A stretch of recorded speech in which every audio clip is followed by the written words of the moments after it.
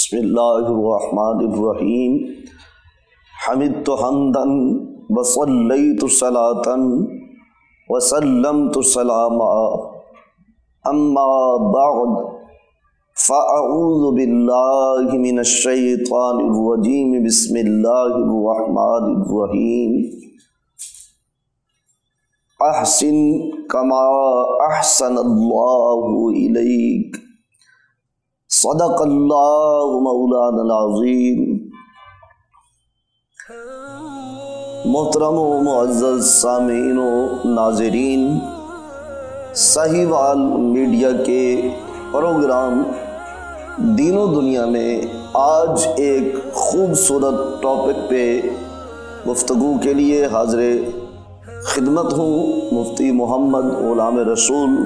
آج کی گفتگو کا ایک خوبصورت اور پیارا سا عنوان ہے حقوق و فرائض۔ میرے معاشرے کے اندر مساجد کی بھرمار، مدارس اور دانش گاہوں کا ازدحام،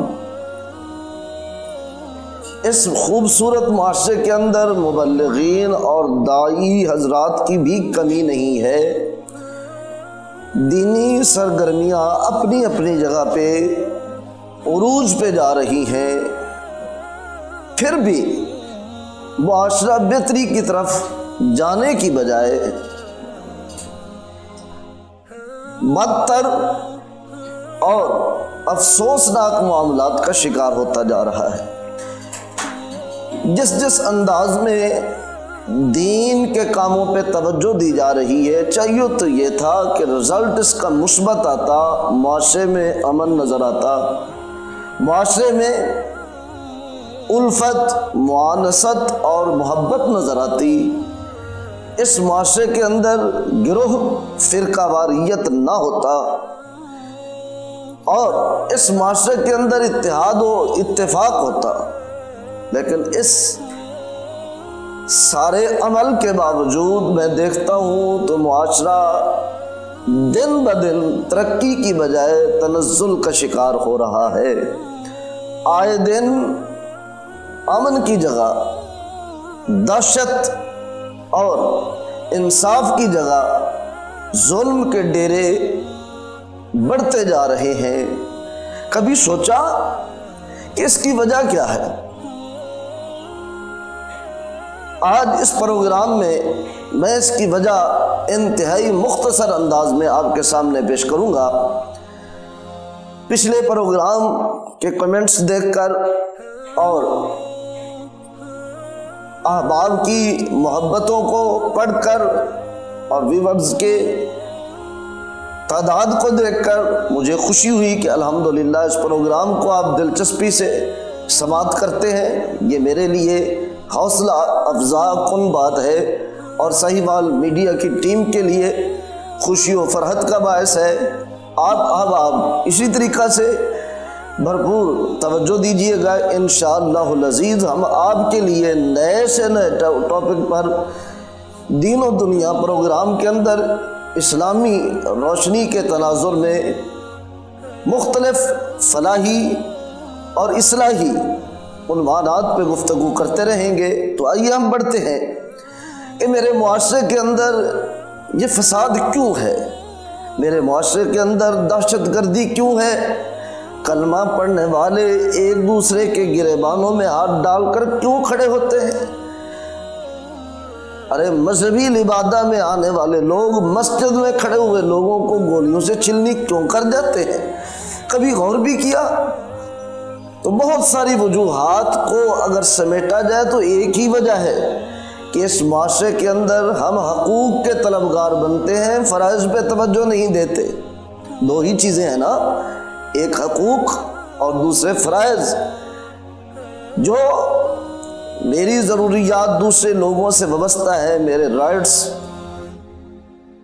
وہ میرے حقوق ہیں، اور جو لوگوں کے رائٹس میری ذات سے وابستہ ہیں وہ میرے ذمہ فرائض ہیں۔ میں حقوق کا داعی تو بنتا ہوں لیکن فرائض پہ توجہ نہیں دیتا۔ عام لوگ تو عام رہ گئے، رب کی ذات کے ساتھ بھی ہمارا معاملہ یہی ہے کہ ہم رب تعالیٰ سے مانگتے ہیں اور رب تعالیٰ کے حکم کی پرواہ نہیں کرتے۔ ہم چاہتے ہیں رزق وسیع ہو، ہم چاہتے ہیں کہ اولاد کی طرف سے سکون ہو، ہم چاہتے ہیں معاشرے میں ہمارا مقام اور ہماری عزت ہو، لیکن ہم یہ پسند نہیں کرتے کہ 5 وقت مسجد میں حاضری دیں۔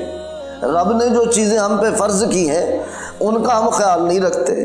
ہم چاہتے ہیں کہ گھر میں اولاد ہمارے قدموں میں بیٹھے، اور ہم اس چیز کا خیال نہیں رکھتے کہ ہمارے فرائض میں شامل ہے کہ گھر میں لقمہ حلال کا لے کر آئے۔ ہم نہیں خیال کرتے رشوت سے مل رہا ہے، ہم خیال نہیں کرتے کہ ہمارا مفتی کا فتویٰ بک رہا ہے یا مبلغ کی تبلیغ فروخت ہو رہی ہے۔ ہم اس چیز کا خیال ہی نہیں کرتے، بس دولت اکٹھی کرنے کے چکر میں جو کچھ میسر آئے وہ حلال طریقے سے ہو یا حرام طریقے سے، ہم اسے اکٹھا کر کے گھر میں لے آتے ہیں۔ بچوں کو وہ لقمہ حلال کھلانے کے بعد ہم نے توقع لگا رکھی ہوئی ہے کہ بچے ہمارے قدموں میں بیٹھے۔ بھئی جس چیز کا بیج بویا جائے فصل تو وہی ہونی ہے۔ اگر کسی نے نیم لگائی ہے اور توقع لگا کے بیٹھ جائے کہ اوپر آم لگے گے، بالکل نہیں ہو سکتا۔ جو چیز بوئیں گے وہی چیز کاشت کرنی پڑے گی۔ جب لقمہ حرام سے اولاد کی تربیت کریں گے، ان کو غذا فراہم کریں گے، تو پھر اولاد گستاخ ہوگی، فرما بردار نہیں ہوگی۔ رب کی ذات سے ہم شب و روز مانگتے مانگتے مانگتے تھکتے نہیں ہیں، لیکن جہاں فرائض کی بات آتی ہے تو ہم فرائض میں سراسر غافل نظر آتے ہیں۔ یہی معاملہ ہمارا اللہ رب العزت کی مخلوق کے ساتھ ہے۔ ہم چاہتے ہیں کہ مزدور مزدوری کے لیے آئے تو وقت شروع ہونے سے پہلے پہنچے۔ 8 بجے کا ٹائم ہے نا، تو ہم 7:45 بجے منتظر ہوتے ہیں۔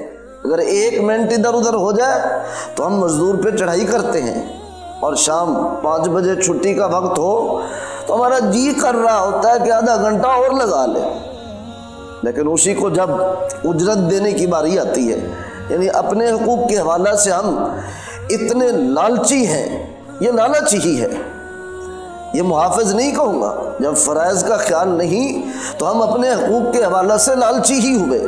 جب فرائض ادا کر کے اپنے حقوق پہ توجہ دی جائے اور اپنے حقوق مانگے جائیں تو پھر یہ حقوق کا تحفظ ہوتا ہے، لیکن دوسروں کے فرائض کی پامالی کر کے صرف اپنے اپنے حقوق کی بات کریں گے تو یہ حرص ہوگا، لالچ ہوگا۔ ہم مزدور کو چاہتے ہیں کہ وقت سے پہلے آئے، جاتے ہوئے تھوڑی دیر اور رک جائے، کام کر لے، لیکن جب مزدوری دینے کی باری آتی ہے تو پھر اللہ کے حبیب صلی اللہ علیہ وآلہ وسلم کا یہ فرمان ہم کیوں بھول جاتے ہیں؟ اُعْطُوا الْأَجِيرَ أَجْرَهُ قَبْلَ أَنْ يَجُفَّ عِرْقُهُ، کہ مزدور کا پسینہ بعد میں خشک ہونا چاہیے، اس کی اجرت اس کے ہاتھ پہ پہلے تھما دینی چاہیے۔ عجیب تماشا نہیں ہمارا کہ جو پہلے ہی مالی لحاظ سے مستحکم ہوتے ہیں ان سے جھگڑے نہیں ہوتے۔ جو لش پش دکان ہوگی وہاں جا کر ہم نہیں کہتے کہ رعایت کر دو، جو بندہ ریڑھی پہ کھڑا ہوگا اس سے ہمارے تقاضے ہوں گے کہ رعایت کر دو۔ حقوق و فرائض کے اندر اگر اعتدال آ جائے، یعنی حقوق لیے جائیں اور فرائض دیے جائیں، تو دہشت گردی بھی ختم ہو سکتی ہے، بے ادبی بھی ختم ہو سکتی ہے، آپس کے اختلافات بھی ختم ہو سکتے ہیں۔ ان ساری چیزوں کے پس منظر میں بیک گراؤنڈ میں ہم دیکھیں تو اسی چیز کا ہی اثر نظر آتا ہے کہ ہم حقوق کے تو طلبگار ہیں لیکن فرائض کے حوالہ سے غافل۔ ملت اسلامیہ نے، شریعت محمدیہ نے جو دین ہمیں دیا ہے، اگر دین کو میں 2 لفظوں میں بیان کرنا چاہوں تو یہی 2 لفظ ہیں، حقوق اور فرائض۔ حقوق اور فرائض۔ آپ نماز دیکھیے، روزہ، حج، زکوٰۃ، یہ عبادات ہیں یا معاملات ہیں، جس چیز پہ آپ توجہ دیں گے ہر چیز میں یہی 2 چیزیں نظر آئیں گی، حقوق اور فرائض۔ پھر حقوق کی 2 قسمیں ہیں، حقوق العباد اور حقوق اللہ، یعنی رب کے حقوق کی ادائی، اور حقوق العباد، رب کے بندوں کے حقوق کی ادائی۔ اور پھر بندوں کے حقوق کی بھی 2 قسمیں ہیں، زندہ بندوں کے حقوق اور فوت شدگان بندوں کے حقوق۔ یہ فوت شدہ بندوں کے حقوق پہ انشاءاللہ ایک دلچسپ گفتگو آپ کے سامنے، تحقیقی گفتگو، جو بڑے عرصہ سے اکابرین نے تو اپنی کتب میں یہ لکھے ہیں، لیکن بڑے عرصہ سے ہماری نظروں سے اوجھل کر دی گئی ہے۔ انشاءاللہ العزیز فوت شدگان کے حقوق ہمارے ذمہ کیا ہوتے ہیں، اس کو بھی آپ احباب کی خدمت میں پیش کرنے کی سعادت حاصل کروں گا۔ تاہم موضوع یہ چل رہا ہے کہ حقوق کے ساتھ ساتھ فرائض کی طرف بھی توجہ دیجیے۔ آج باپ چاہتا ہے کہ بیٹا میں جو آرڈر دوں وہ مانے، لیکن وہی باپ بیٹے کو تعلیم دلوانے پہ راضی نہیں ہے۔ یعنی اپنے فرض سے غفلت برت کر حقوق کا طلبگار ہونا، یہ تو جھگڑے کو دعوت دینے کے مترادف ہے۔ اگر بچے کی اچھی تربیت ہو، اچھی تعلیم ہو، اور پھر باپ اپنے حقوق کا مطالبہ کرے تو بچہ حقوق دینے سے اعراض نہیں برتے گا۔ اور اسی طریقہ سے ہر شعبہ زندگی میں اگر ہم حقوق لینا چاہتے ہیں تو فرائض دینے والے بھی بن جائیں تو معاشرے کے اندر سے یہ ساری خرابیاں جتنی ہم گن سکتے ہیں، بڑی طویل فہرست بن سکتی ہے، یہ ساری کی ساری خرابیاں ہم انہی دو لفظوں پہ توجہ دے کر ختم کر سکتے ہیں۔ باری تعالیٰ نے ارشاد فرمایا احسن کما احسن اللہ الیک، آپ بھی اس نے سلوک کیجئے جیسے اللہ نے آپ کے ساتھ اس نے سلوک کیا ہے۔ یعنی رب تعالیٰ کے ساتھ جو توقعات ہماری وابستہ ہیں اور ہونی چاہیے، چونکہ سپر پاور ذات ہے، لیکن اللہ رب العزت نے جو چیزیں ہم پہ لازم کی ہیں ان کی ادائی میں ہمیں سستی کا شکار نہیں ہونا چاہیے۔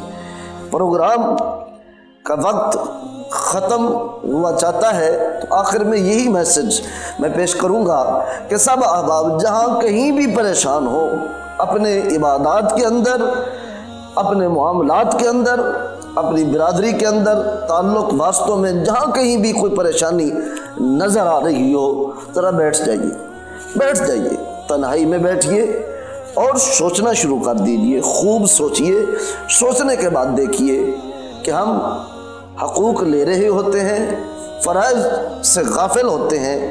اب اس خرابی کو دور کرنا میرے اور آپ کے بس میں ہے، چونکہ ان اللہ لا یغیر ما بقوم حتی یغیروا ما بانفسہم، رب سب کچھ کر سکتے ہیں، لیکن اس کے باوجود ہمیں فرماتے ہیں جب تک تم اپنے حالات تبدیل نہیں کرو گے میں تمہارے حالات تبدیل نہیں کروں گا۔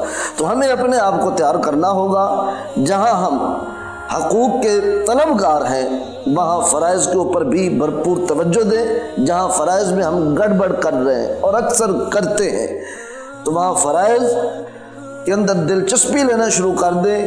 یہ مرض جو پریشانی والی گھر میں پیدا ہو جائے، کاروبار میں پیدا ہو جائے، معاشرے میں ہو، یہ پریشانی خود بخود اس سسٹم کے تحت ٹھیک ہونی شروع ہو جائے گی۔ اب پروگرام کے آخر میں جیسا کہ ترتیب ہے کہ پوچھے گئے سوالات کے جوابات دیے جاتے ہیں، آپ بھی ذہن نشین فرما لیں کہ ساہیوال میڈیا کے مختلف رابطے ہیں۔ یوٹیوب چینل کے ذریعے آپ ہم سے رابطہ کر سکتے ہیں، فیس بک آفیشیل پیج کے ذریعے آپ ہم سے رابطہ کر سکتے ہیں، واٹس ایپ نمبر کے ذریعے آپ رابطہ کر سکتے ہیں۔ تو جو احباب ہم سے سوالات پوچھتے ہیں، ہم کچھ سوال پروگرام کا حصہ بناتے ہیں۔ جی مجھ سے ایک سوال راولپنڈی سے پوچھا گیا ہے، ایک ساتھی ہیں محمد نذیر، انہوں نے پوچھا ہے کہ یہ مختلف موبائل کمپنیز، ان میں اگر پیسے رکھے جائیں اکاؤنٹ بنا کر تو وہ فری منٹ دیتے ہیں، فری منٹس، ان کی شرعی حیثیت کیا ہے؟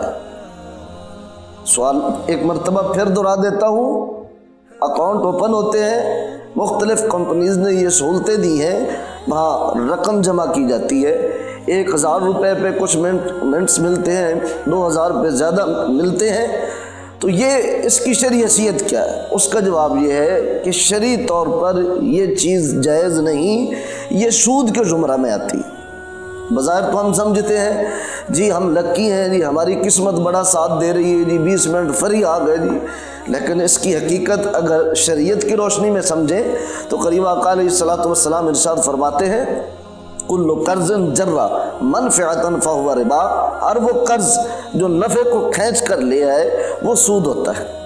تو آپ کے اکاؤنٹ میں جو آپ رقم جمع کرواتے ہیں اس کی حیثیت قرض کی سی ہی ہوتی ہے، تو اب قرض کے اوپر آپ کو نفع دیا جا رہا ہے، اس لیے وہ سود ہی ہے۔ جی دوسرا سوال یہ پوچھا گیا ہے، یہ محمد وقار نے صحیحوال سے یہ سوال کیا ہے کہ ہمیں یہ تعویذ دھاگا اور دم درود اس کو اپنانا چاہیے یا پھر ہمیں صرف طب کی طرف، میڈیکل کی طرف، دوائی کی طرف رہنا چاہیے؟ یہ اگرچہ اختلافی سوال ہے، اس کا آسان سا جواب یہ ہے کہ جب یہ یقین ہو کہ شفا من جانب اللہ ہے، بحیثیت مسلم ہمیں یقین رکھنا چاہیے کہ جب بھی ہم بیمار ہوتے ہیں تو شفا اللہ رب العزت کی طرف سے ملتی ہے۔ گولی، ٹیکہ اور تعویذ، دم یہ سارے کے سارے سبب ہیں، بذات خود نہ گولی میں اثر ہے، نہ ٹیکے میں اثر ہے، نہ تعویذ میں اثر ہے، نہ دم میں اثر ہے۔ اصل اثر رب تعالیٰ کی ذات کے پاس ہے، وہ اجازت دیتے ہیں تو تعویذ میں بھی اثر آ جاتا ہے اور سبب بن کر یہ بھی شفا کا ذریعہ بن جاتا ہے۔ ان کا استعمال اگر اس عقیدے کے ساتھ ہو کہ شفا اللہ رب العزت کی طرف سے ہے، تعویذ، دم اور ادویات یہ وسیلہ اور واسطہ ہے، تو اس میں شرعی طور پر کوئی قباحت نہیں۔ دور نبوی میں بھی تعویذ استعمال ہوتے تھے، دور صحابہ میں بھی تعویذ استعمال ہوتے تھے۔ آج کا تیسرا سوال، ہم اس کو دین و دنیا پروگرام کا حصہ بناتے ہیں۔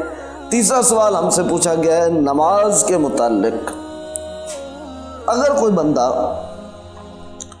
سفر میں ہے تو شرعی طور پر وہ سنتیں 2 پڑھے گا 4 کی بجائے، جیسے فرض میں قصر ہوتی ہے، مسافر شرعی 4 رکعت فرض کی بجائے 2 رکعت پڑھتا ہے، تو سنتیں جو ساتھ ہیں کیا ان میں بھی قصر کی جائے؟